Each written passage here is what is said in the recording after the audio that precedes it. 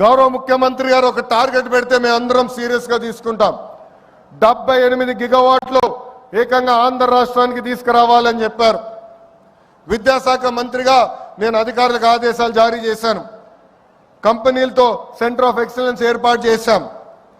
వాళ్ళకు కావాల్సిన దానికి మన యువకులను తీసుకుని ట్రైనింగ్ అందజేసి ఏకంగా వాళ్ళ కంపెనీలోనే ఉద్యోగాలు ఉపాధి కల్పించే బాధ్యత మేము తీసుకుంటాం. ఈ ప్రాజెక్ట్ వల్ల రాబోయే రోజుల్లో మన కరెంటు ఛార్జీలు తగ్గుతాయి. గడిచిన 5 సంవత్సరాలు 1 మెగావాట్ కూడా రాలేదు. 1 బ్యాటరీ స్టోరేజ్ సిస్టమ్ రాలేదు. గడిచిన 5 సంవత్సరాలు వాళ్ళు చేసిన తప్పుల వల్ల ఈరోజు మనందరం ఏకంగా భారం పడుతుంది, మన పైన పడింది. మనం డబ్బులు చెల్లించాల్సిన పరిస్థితి వస్తుంది. అందుకే ఇలాంటి ప్రాజెక్టులు తీసుకొచ్చి కరెంటు ఛార్జీలు తగ్గించే లక్ష్యంతో మీ ప్రభుత్వం పనిచేస్తుందని ఈ సభాముఖంగా తెలుపుతున్నా.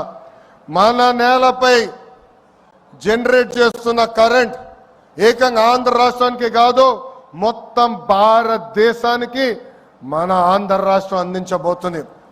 గౌరవ ప్రధానమంత్రి నరేంద్ర మోడీ గారు ఒక విజన్, ఒక సంకల్పంతో పనిచేస్తున్నారు. మనం చూసాం, ఉగ్రవాదులు మన భూభాగంలోకి వచ్చి అమాయకులను చంపారు. ఢిల్లీలో ఎంత పనున్నా అమరావతి పనులు తిరిగి ప్రారంభించేదానికి గౌరవ ప్రధానమంత్రి గారు పిలిస్తే ఆంధ్ర రాష్ట్రం, ఆంధ్ర ప్రజలు నన్ను పిలిచారు, నేను తప్పనిసరిగా వస్తున్నానని వచ్చి తిరిగి శంకుస్థాపన చేశారు. ఆనాడే గౌరవ ప్రధానమంత్రి గారు ముందర నేను చెప్పా, ఆంధ్ర ప్రజలు కోరుతున్న అన్ని కోరికలు గౌరవ ప్రధానమంత్రి గారు తీర్చుకుంటూ వస్తున్నారు. దాంట్లో భాగంగానే ఈ ప్రాజెక్ట్ రాయలసీమకు వచ్చింది. త్వరలో కర్నూలు కూడా హైకోర్టు బెంచ్ తీసుకొస్తాం. గౌరవ ప్రధానమంత్రి గారిని కూడా రాయలసీమ గడ్డపైకి తీసుకొస్తామని ఈ సభాముఖ రాయలసీమ ప్రజలు కూడా తెలుపుతున్నాం. గడిచిన 5 సంవత్సరాలు రోడ్లు కాదు, రోడ్ల పైన పడిన గుంతలు కూడా రిపేర్ చేయలేదు. గడిచిన 5 సంవత్సరాలు 1 పెట్టుబడి రాలేదు, 1 ఐటీ కంపెనీ తీసుకురాలేదు. పొద్దున్న లేచిన దగ్గర నుంచి రాత్రి వరకు మేము అన్ని తలుపులు తడుతున్నాం, అన్ని గడపలు తొక్కుతున్నాం. దాంట్లో భాగంగా నేను డావోస్కి వెళ్ళా. సిన్హా గారు గౌరవంగా నన్ను భోజనం పెట్టి పిలిచారు. ఆ భోజనంలో ఆయన ఒకటే చెప్పారు, గడిచిన 5 సంవత్సరాలు ఎన్ని కష్టాలు పడ్డాం, కానీ ఈసారి బాబు గారు తిరిగి వచ్చారు, నువ్వు అడుగుతున్నావు, అందుకే నేను ఆంధ్ర రాష్ట్రంలో పెట్టుబడి పెడతా, ప్రత్యేక రాయలసీమ ప్రాంతాల్లో పెట్టుబడి పెడతానని చెప్తాం జరిగింది. సిన్హా గారినే కాదు, టాటా సన్స్ చైర్మన్ చంద్ర గారిని కూడా కలిశారు. 3 గంటల సేపు ఆయన ఆఫీస్లో నేను కూర్చుని మాట్లాడా.